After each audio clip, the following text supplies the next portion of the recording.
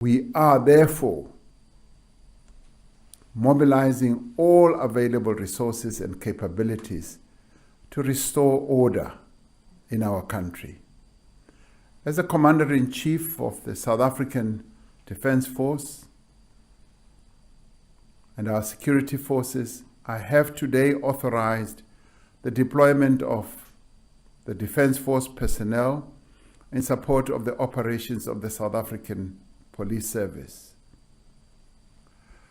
The National Joint Operation and Intelligence Structure, known as NetJoints, has intensified deployments in all the affected areas in KwaZulu-Natal and in Gauteng.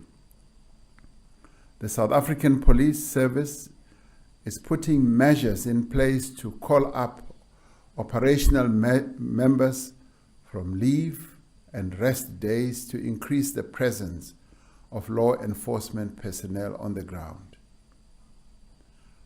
The NetJoints is receiving support from the Intelligence Coordinating Committee, comprising of South African Police Service, Crime Intelligence, Defense Intelligence, and State Security. In addition to greater visibility and an intelligence-driven personnel or presence in potential hotspots, we will be prioritizing the prosecution of suspects alleged to be involved in this violence. The National Security Council, which I chair as Commander-in-Chief, will be meeting twice a day to coordinate all measures necessary to restore stability in our country. And I'd like to be clear, we will take action to protect every person in this country against the threat of violence, intimidation, theft, and looting.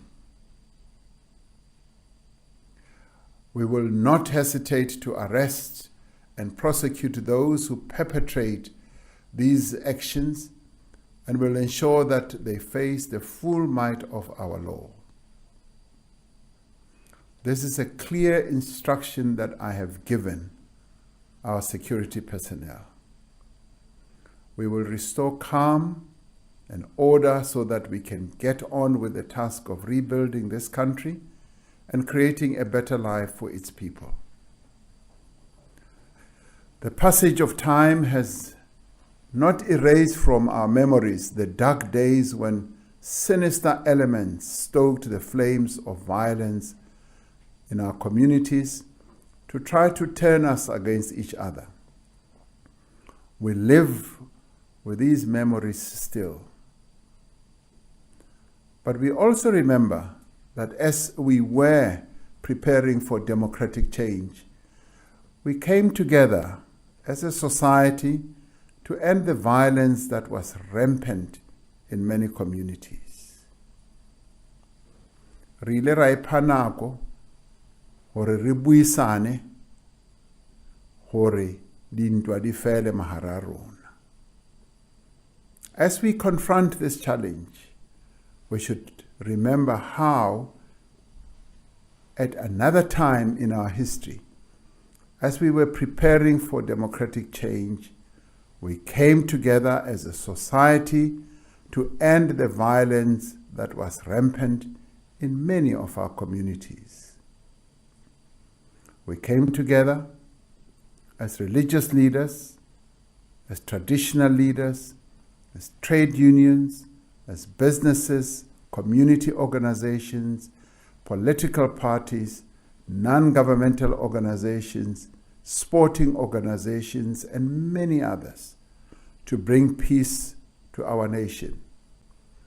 Now we need to come together once again, for each of us to play our part in restoring calm to these areas that have been affected by violence, for each of us to stand up for the rule of law and for the peaceful resolution of the situation that confronts us. This afternoon, ministers and senior officials in the economic and security clusters met with Business Unity South Africa, to take stock of the situation and to develop coordinated actions. We have agreed to work together to ensure the safety of drivers, of cashiers, of patients, and customers. We have agreed to share information as well as resources to ensure that we restore key supply chains that drive our economy and improve our livelihoods. We are making arrangements for government leaders and public representatives as part of their responsibilities, be they mayors, members of parliament, members of the provincial legislature, to meet with leaders in various communities to promote stability. As part of our ongoing engagement with key sectors of society, I will be meeting with leaders of political parties to discuss the current situation and to gain from their wisdom on how we should work together to address the current situation. We are called upon, wherever we may be, to remain calm, to exercise restraint, and to resist any attempts to incite violence, create panic, or fuel divisions amongst us. Whether we are leaders of political parties, taxi associations, business organizations, or unions, we need to do everything in our means to calm the situation that confronts our country right now. We should refrain from posting and circulating inflammatory messages on social media and from spreading rumors of false reports that may create further panic amongst our people. No one should take the law into their own hands. Rather, we should join those individuals and communities who are currently working with the police to prevent looting, and those members of the public who have provided tip-offs and information about instances of criminality. I'd like to thank a number of members of our communities around the two provinces who have taken the trouble to engage amongst themselves as community members to prevent any further looting. I'd also